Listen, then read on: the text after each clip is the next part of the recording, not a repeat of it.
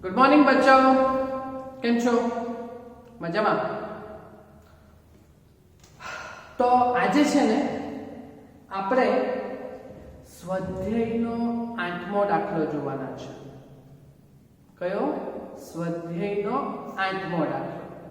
બરાબર. આ દાખલો આપણે કરીએ ને એટલે મોસ્ટ પ્રોબેબલી જેટલું પૂછાય આપણા એક્ઝામમાં એને રિલેટેડ આપણે બધું કામ કમ્પ્લીટ થઈ જ ગયેલું છે એમ કન્સિડર કરાશે. તો આપણે જોઈએ સ્વાધ્યાયનો 8મો દાખલો. તો સમજો, રકમ સમજીએ. હા ને, ઈઝી દાખલો છે પણ થોડુંક આપણે વધારે ધ્યાન આપવા પડશે આ દાખલા. તો જોજો, એક દ્વિમાર્ગી રસ્તા પર કાર એ 36 કિલોમીટર પર કલાકની ઝડપે છે. ચાલો આપણે પહેલા એક દ્વિમાર્ગી રસ્તો બનાવીએ.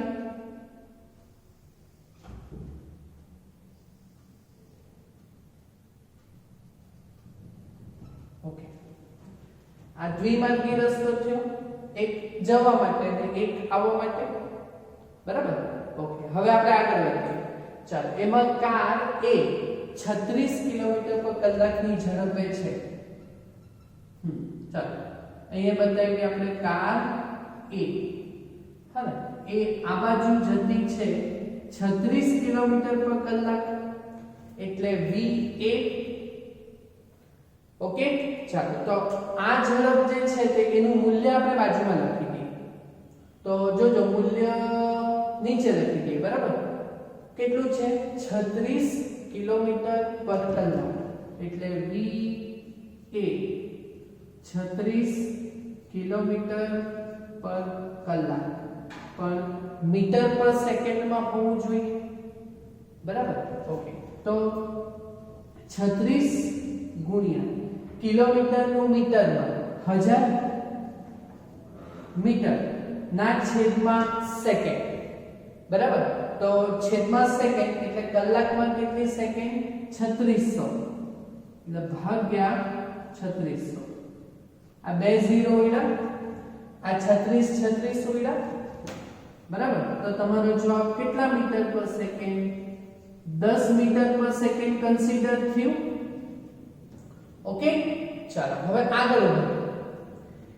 એકબીજાની વિરુદ્ધ દિશામાં 54 કિલોમીટર પર કલાકની સમાન ઝડપે કાર બી અને કાર સી કાર એ ને પહોંચવાનો પ્રયત્ન કરે છે. એટલે બે કાર છે બી અને સી. એ પાછી બંને સમાન ઝડપે છે એટલે કાર બી અને કાર સી નો વેગ સમાન છે. ઓકે, પણ પરસ્પર શું છે? એની વિરુદ્ધ દિશામાં છે. હા ને, એટલે કાર બી અને કાર સી બે પરસ્પર હમે છે. બરાબર. તો આપણે આ બાજુ બતાવીએ. અહીં કાર બી આ બાજુ બતાવીએ એટલે એનો વેગ vb અને કાર સી એ m આવતી છે એમ કન્સિડર કરશું. બરાબર. ઓકે, તો એ આ બાજુ c આ બાજુ આવતી છે તો આનો વેગ આપણે શું કહેશું? vc. ઓકે, આ બંનેની ઝડપ છે તો સરખી જ. ઓકે, ચાલો તો કાર b ની ઝડપ એટલે vb 54 કિલોમીટર પર કલાક. બરાબર. આ બાજુની દિશા. ઓકે, તો 54 ગુણ્યા 1000 ભાગ્યા 3600. ઓકે, ચાલો એટલે આ મીટર પર સેકન્ડમાં થશે. ઓકે, તો બે 0 ઉડ્યા એટલે 540 ભાગ્યા 36 કરવાના. હા ને, તો કેટલા આવશે? 15. હા ને, અને આટલી જ ઝડપ કાર સી ની છે કે નહીં? બરાબર. ઓકે, તો કાર સી ની ઝડપ એટલે vc એ પણ આપણે 15 જ લેશું મીટર પર સેકન્ડ. બરાબર. પણ ખાસ ધ્યાન રાખો, હા ને, કે કાર સી આ બાજુની તરફ આવતી છે, બરાબર, આ બાજુ જતી છે એટલે ધન દિશા, પણ કાર સી એમ આવતી છે એટલે એનો વેગ આપણે શું લેશું? ઋણ. સમજ પડી?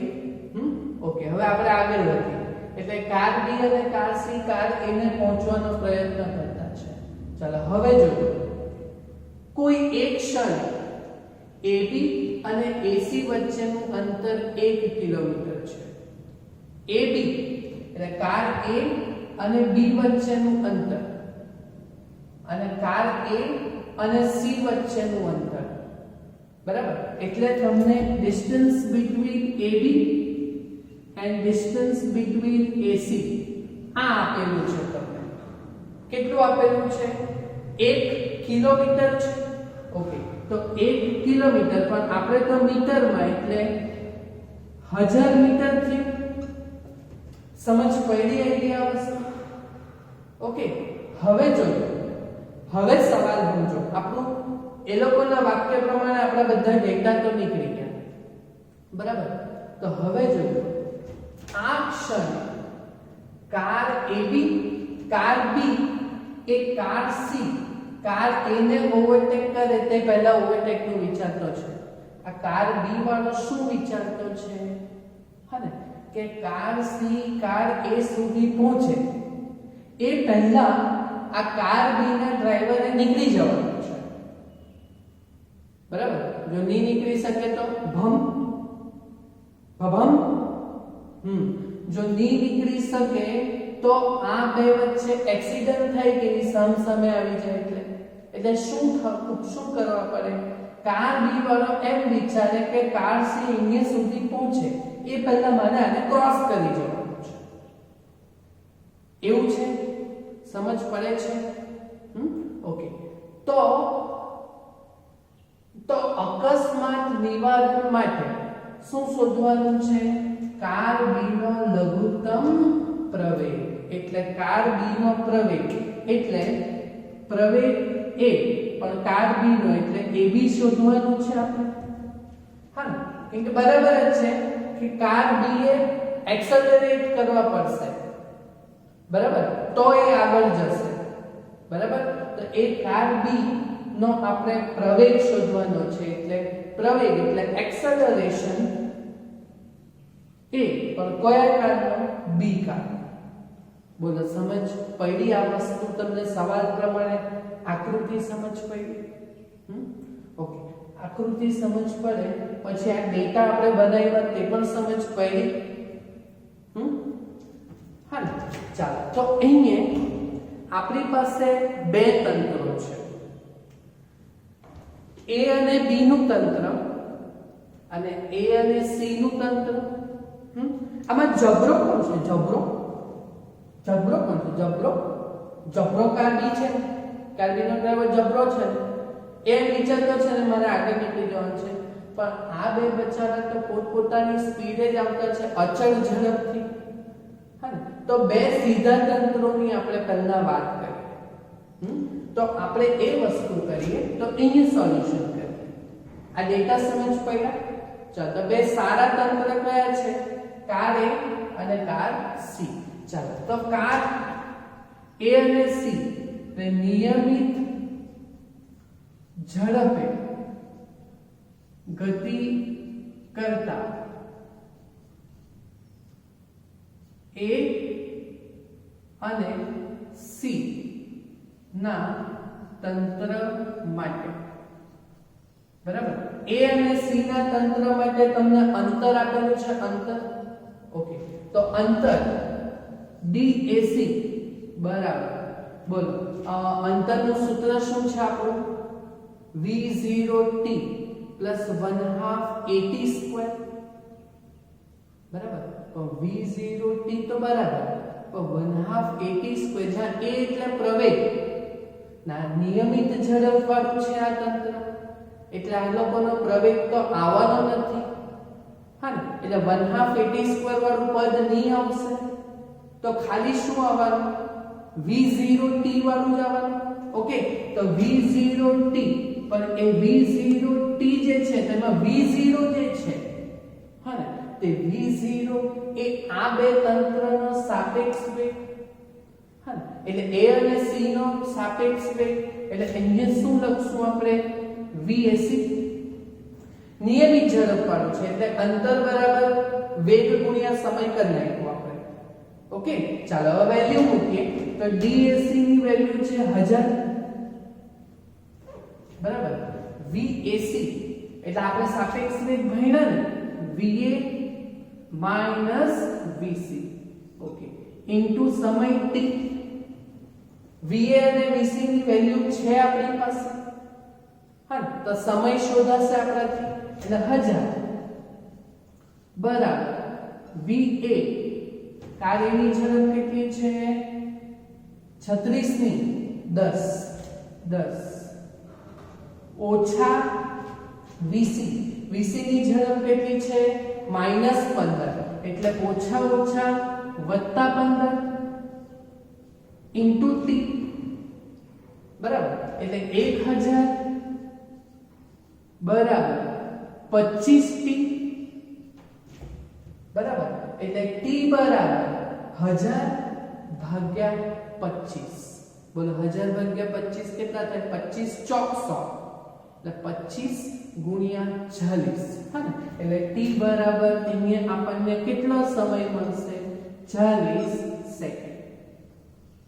આ બે સીધા તંત્રથી આપણે સમય શોધ્યો, હા ને, એટલે કાર A અને કાર C એક સાથે લાઈનમાં કેટલા સમયે આવશે 40 સેકન્ડે આવશે બરાબર.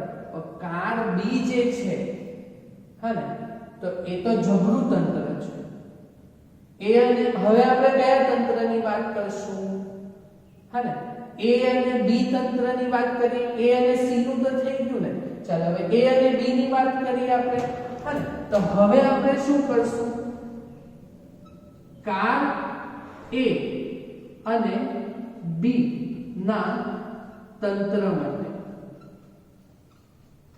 બરાબર. ચાલો કાર A અને કાર B ના તંત્ર માટે પાછું આપણે અંતરનું સૂત્ર લગાવીએ, અંતર DAB. ઓકે, તો DAB બરાબર v0t એટલે vab * t આના જેવું છે, હા, પણ અહીંયા પ્રવેગ જોઈ લો, કાર B નો શોધવાનો છે ને, આ A અને B તો પ્રવેગી ગતિ કરતું તંત્ર છે ને, આને તો વેગ વધારવાનો છે ને કાર B એ. ખ્યાલ આવે છે હું શું કહું છું તે, હા ને, એટલે અહીંયા પેલું પદ આવશે કયું 1/2 at², જ્યાં a પ્રવેગ એ કાર B નો, હા ને, કેમ કે કાર A નો તો પ્રવેગ આવવાનો છે નહીં. સમજ પડે છે ને? ઓકે, હા, ચાલો હવે પતી ગયું. આમાં આપણી બધી વેલ્યુ મૂકો અને આપણો જવાબ લાવો. ઓકે, તો હવે આપણે બધી વેલ્યુ મૂકીએ અને પછી શાંતિથી જવાબ લાવવાનો. ચાલો DAB 1000, અંતર તો બે કાર વચ્ચેનું 1000 મીટર છે, ઇઝ ઇક્વલ ટુ VAB એટલે VA - VB into T plus 1/2 at² એટલે AB ઇન્ટુ t². સમજ પડી તમને? આ ખ્યાલ આવ્યો?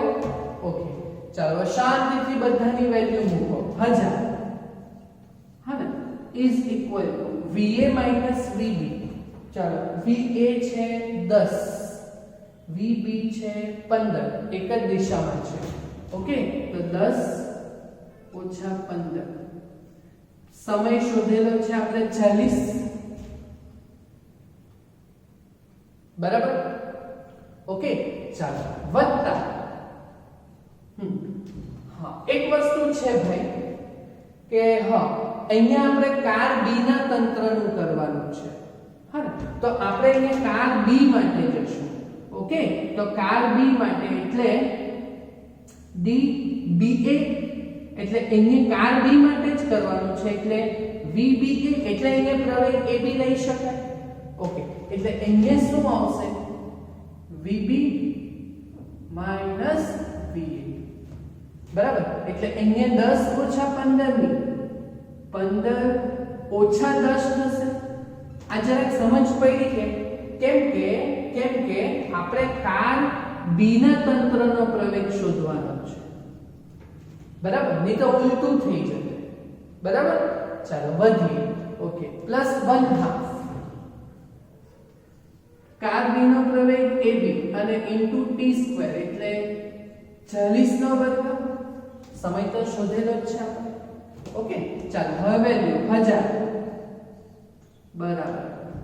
ચાલો 15 - 10 કેટલા થશે? 15 - 10 5 5 × 40 એટલે 200 વત્તા 4 નો વર્ગ 16 એટલે 1600 / 2 800 ab બરાબર. ઓકે, ચાલો હવે +200 આ બાજુ આવે તો -200 એટલે 1000 માંથી 200 જાય તો 800 બરાબર 800 ab. ઓકે, તો એની પ્રવેગ કાર બી નો પ્રવેગ તમને મળવાનો 800 / 800 એટલે 1 અને એકમ મીટર/સેકન્ડ². બોલો, સારો દાખલો છે ને? મસ્ત દાખલો છે ને? આકૃતિ તમને ખબર પડી? પહેલા બે સીધા તંત્ર માટે આંતરનું સૂત્ર લગાવ્યું, જોયું? તો પછી આ આનું શોધવાનું છે એટલે આનું અને આ તંત્ર માટે આપણે આંતરનું સૂત્ર લગાવ્યું. બોલો, સમજ પડી કે? સમજ પડી ને તમને? આવડશે દાખલો? જાતે થશે ને? જાતે કરજો તો આવડશે. ઓકે.